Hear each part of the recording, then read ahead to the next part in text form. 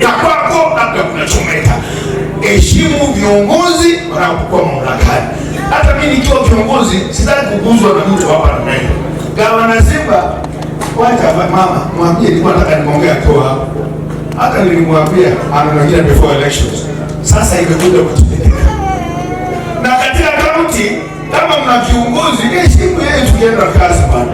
Hapana kuja kidogo tena mnapoenda familia. So my message is as follows. Wacha viongozi wafanye kazi yao. Majibu yao itoke. Ukiwa kimbele kila siku ile japana ya kila mtu, I think in one of you will also say that kiburi inapotangulia aibu rudi nyuma. Now you saw a few things happen recently. Mama, I meant it. Kuna wengine walikuwa hapa wanasema ndio wako matitiri, siku hizi bado wanapata nyumba. Mtaenda. So wage utaka nayo wale kama nyimogo so.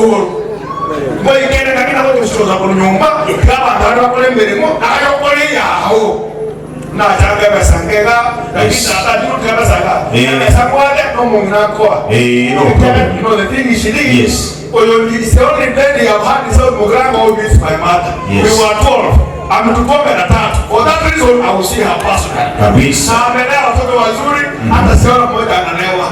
Na kila mmoja ana familia. Mama sasa hapo akitaka kwa. Tata sawa kwa anaomba kufanya kazi yake. We want to that peace na pia tujue kwamba na mimi mwakote basi kwa mwakonyi ndio hiyo. Akitinda mmoja. Ngotani msomo wangu usinda kwa ndani. Ngotani. Asante Mungu. Thank you. Maona na mwongeza na mwongeza ndio kwa kile ngoja ndio wabele sika. Abane Mungu ba akana masaku. So it is also different to have a position alafu na watu leadership. There's a difference. Having a position and having being a leader. Abane ba ndio roho ba ndio kama kasa basi ndio. Ni mwana mmoja